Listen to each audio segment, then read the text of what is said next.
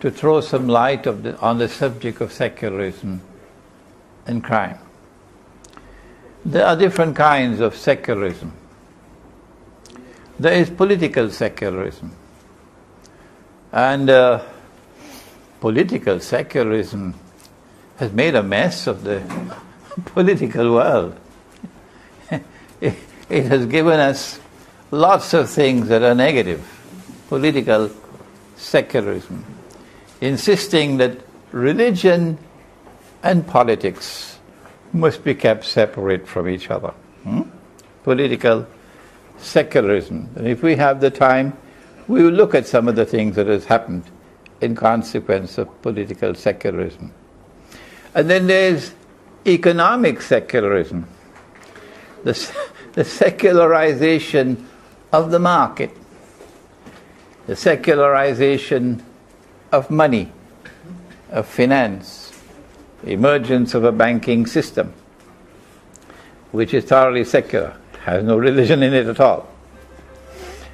There is evidence of tremendous damage which has been done, and criminal acts which have been committed at the very highest level through the secularization of the economy and of money. There is the secularization of education. That we had at Azhar University, and as I'm fond of saying, one Sunday morning Al-Azhar woke up and rubbed his eyes and looked down the road and said, "What's that?" It was Cairo University. And it came to present the mother of all challenges to the system of education which was based on that which was sacred. It came to give a secular model of education. And what has come out of the university system is now before us to examine and to evaluate. But we are more concerned tonight to look at another aspect of secularization, and that is the secularization of knowledge,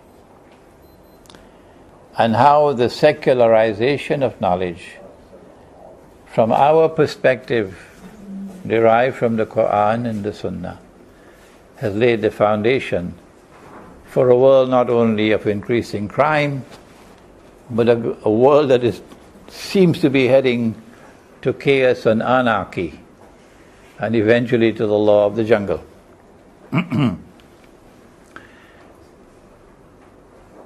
To begin our examination of the subject of secularization of knowledge, we want to turn to Islamic eschatology. The Prophet, Allah's blessings be upon him, spoke to us about Dajjal.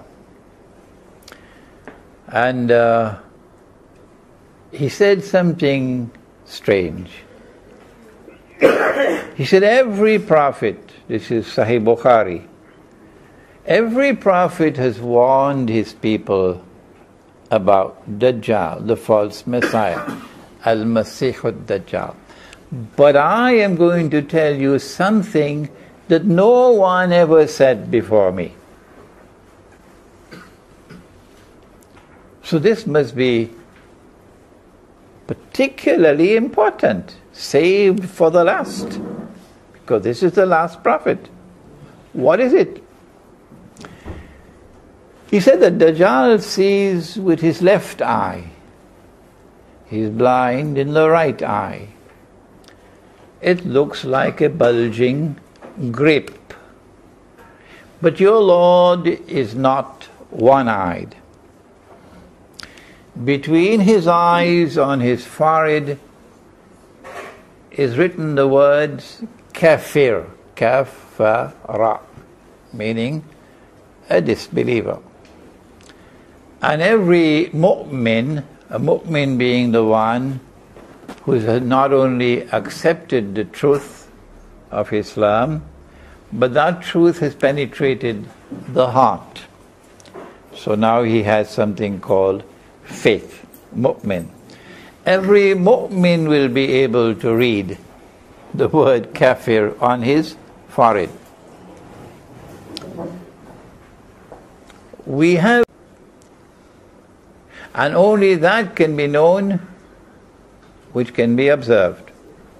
Only that can be known which can be observed. And since this is the only world that we can observe, this is the only world that we can know. From there, you make a jump to the next conclusion.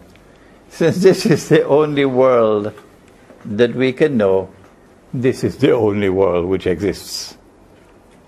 Welcome to materialism. The secularization of knowledge led to the conclusion that knowledge comes only from external observation and rational inquiry. And that in turn led to the conclusion, casually accepted really, that this is the only world which exists, that there is no other world beside this world. And so there is no reality beyond material reality, and that's materialism. This secularization of knowledge is the mother of the whole world of secularism. It denies an unseen world. Al-Ghaib, says the Quran. But that unseen world is so important that Allah begins the Quran with Al-Ghaib. Alif Lam Mim, Ba'da A'udhu Billahi Minash Shaitanir Rajim. Alif Lam Mim, ذلك الكتاب لا ريب فيه هدى للمتقين الذين يؤمنون بالغيب. الذين يؤمنون بالغيب.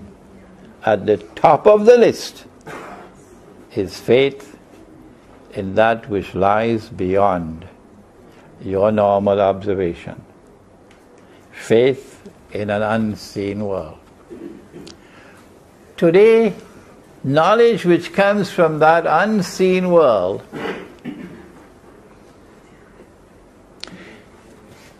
is rejected. It's not really knowledge. It belongs to a place in Orlando called Disneyland. And so you do not, as a scholar, God help you, you do not quote from the scriptures with conviction. No, it's just another branch of knowledge. It has to be dissected. In consequence of a secular way of life, which has as its foundation the secularization of knowledge, mankind has been taken for a ride by the one-eyed man, Dajjal. I have come to the conclusion that Dajjal is the author and the architect of modern Western civilization.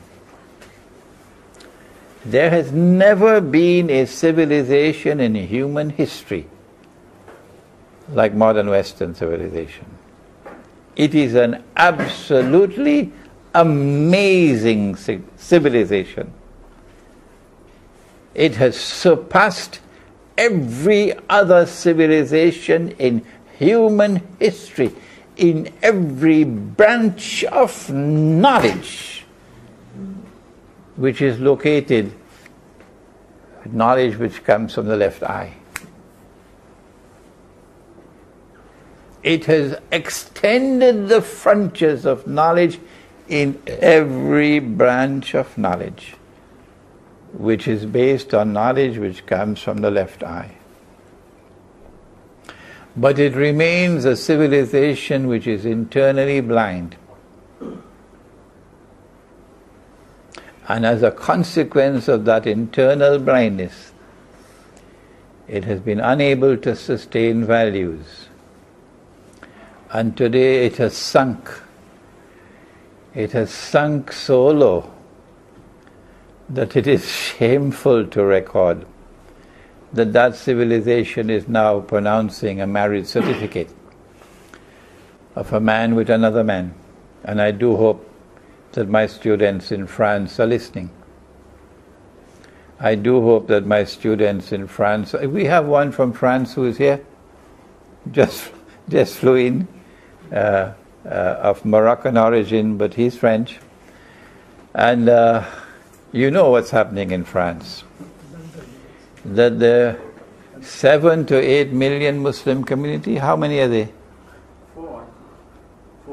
4 5 million Muslim community of France, mostly North African, are being courted with great enthusiasm and insistence, are being courted, and the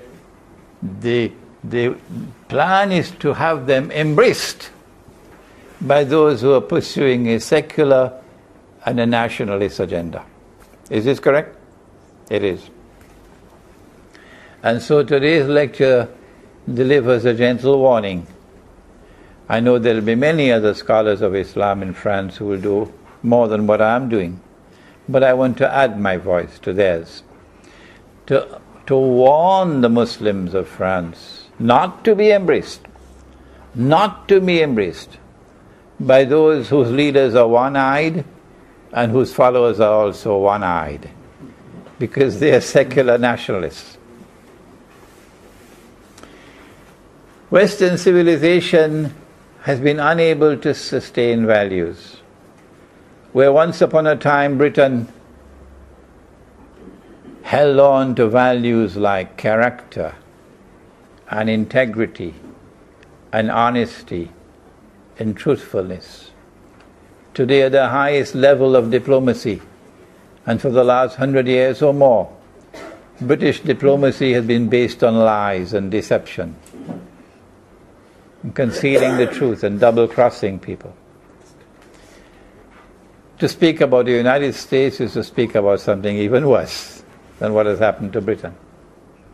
Modern Western civilization is now rotting at its heart. It is decadent. It is floating to they don't know where they're going. Society is unraveling. People are lost. The number of people committing suicide is alarming. Alarming. People commit suicide because they don't know why they should live anymore. Life has lost meaning and purpose, and so they commit suicide. And some of them want to be assisted in the suicide. Let it be done in a medically proper way. Assisted suicide. Why? Because life is meaningless. Inside there is nothing.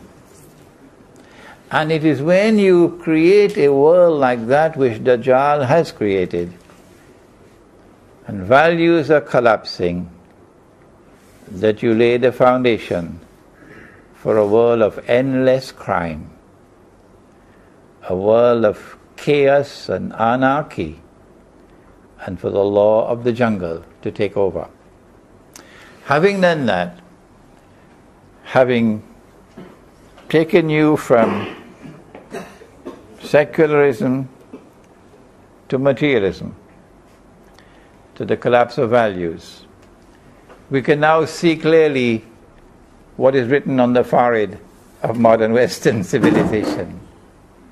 The Salafi are still waiting for the man who will be one-eyed and who will have kafir written on his forehead.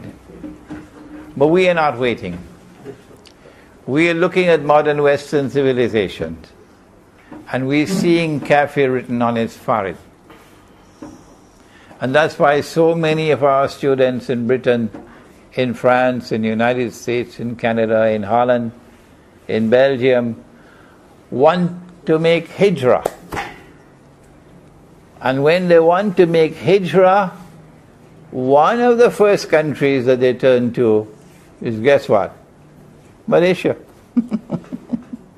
They want to come to Malaysia or to the Maghreb.